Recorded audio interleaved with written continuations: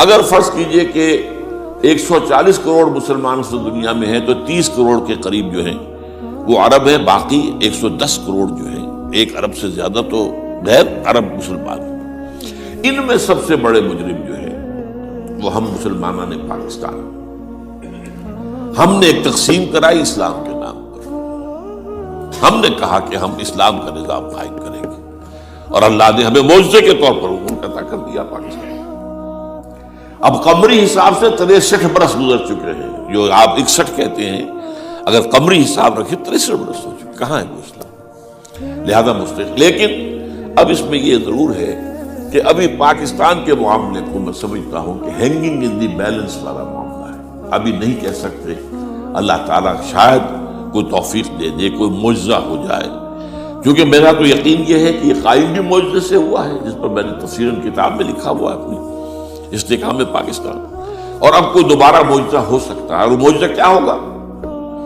کہ پوری قوم میں توبہ کی ایک کیفیت پیدا ہو جائے، اللہ کے کرنے سے ہو سکتی ہے۔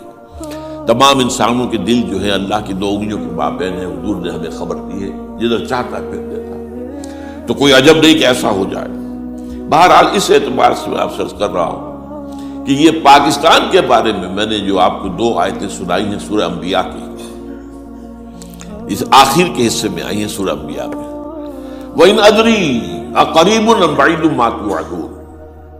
دیکھو لوگوں، مجھے یہ معلوم نہیں ہے کہ جس عذاب خداوندی کا تم سے وعدہ کیا جا رہا ہے وہ قریب آ گیا یا دور ہے۔ یہ حضور سے کہا جا رہا ہے، قل،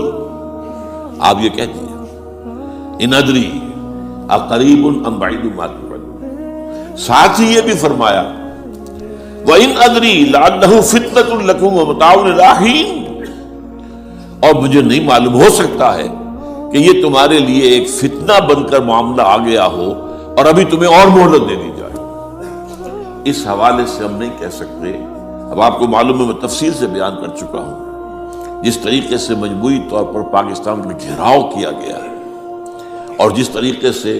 یہ جتنا نیو کونز کا اور کرسچین اور جو جیوش زائنسٹ ہیں، اور اب ان کے اندر اضافہ کیجیے ہندو زائنسٹ کا، اب یہ جس طریقے سے گھیرے کے اندر لے رہے ہیں پاکستان، جس طرح بھارت کی فوج افغانستان میں بھی آ رہی ہے، اس نے اپنے کتنے قونصل خانے کھولے ہوئے ہیں افغانستان میں، کس لیے؟ جو کچھ وہ ہو رہا ہے بلوچستان کے اندر، جو کچھ ہمارا پورا صوبہ سرحد ہے، اور اس سے آگے بڑھ کر جو کچھ کراچی میں ہو رہا ہے، یہ سارے معاملات جو ہیں وہ دیکھ لیجئے تو گویا کہ باہر سے ہمارا گھیراؤ مکمل ہو چکا ہے۔ اور اس میں یہ ہے کہ تازہ جو بمبئی کے اندر جو ہوئے ہیں معاملات وہ نوٹ کیجیے، کس طریقے سے اب اسے کہا جا رہا ہے کہ کسی مسلمانوں نے کیا ہے، حالانکہ اس کے اندر سب سے بڑا ثبوت یہ ہے کہ ایک ہندو ہیمنت، جس نے کہ وہاں ساری تحقیقات کی کہ سمجھوتا ایکسپریس کو جو اڑایا تھا کس نے اڑایا تھا، اس کی انہوں نے کہا جب کی ہے تحقیقات، اب یہ اس کو گیو دم دی کریڈٹ، ہندو قوم کے اندر کم سے کم یہ بھی بات موجود ہے، جہاں وہ بدماشیاں ہیں وہاں یہ بھی ہے، یہ خیر بھی ہے، جہاں برائیاں ہیں ان کے اندر وہ خوبیاں بھی ہیں۔ ان کا ایک کمیشن ہے، اس نے صاف ایک ہندو کو، اور ہندو بھی سرونگ کرنل کہا یہ ہے ماسٹر مائنڈ، اس نے کروایا، اور وہ گرفتار ہوا، serving kernel of Bharat army. تو اب ظاہر بات ہے کہ اس کو مارا گیا ہے ممبئی میں، اس کو مسلمان کاہے کو مارے گئے؟ مسلمانوں کا تو گویا کہ محسن تھا، وہ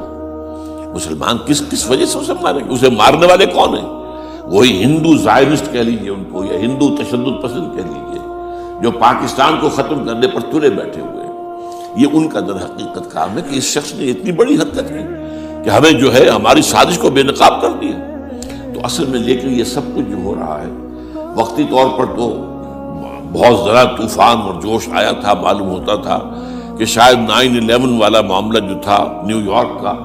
اس کے نتیجے میں جو ایک دم امریکہ جو ہے نکلا ہے غصے کے اندر، اور پوری قوم اس کی کھڑی ہو گئی اور پوری دنیا جمع ہو گئی افغانستان پر حملے کے لیے، شاید ایسا معاملہ ہو جائے، لیکن نہیں، اللہ کا شکر ہے کہ یہ معاملہ جو ہے ان ادری لعلہ فتنة لکم ومتاع الی حین۔ ابھی کل کی جو تازہ ترین رپورٹ ہے وہ یہ ہے کہ اوباما کو بریفنگ دی گئی ہے کہ پاکستان کے جو نیوکلیئر بامبس ہیں وہ ولنریبل ہے، اور ان کے اندر اندیشہ ہے کہ وہ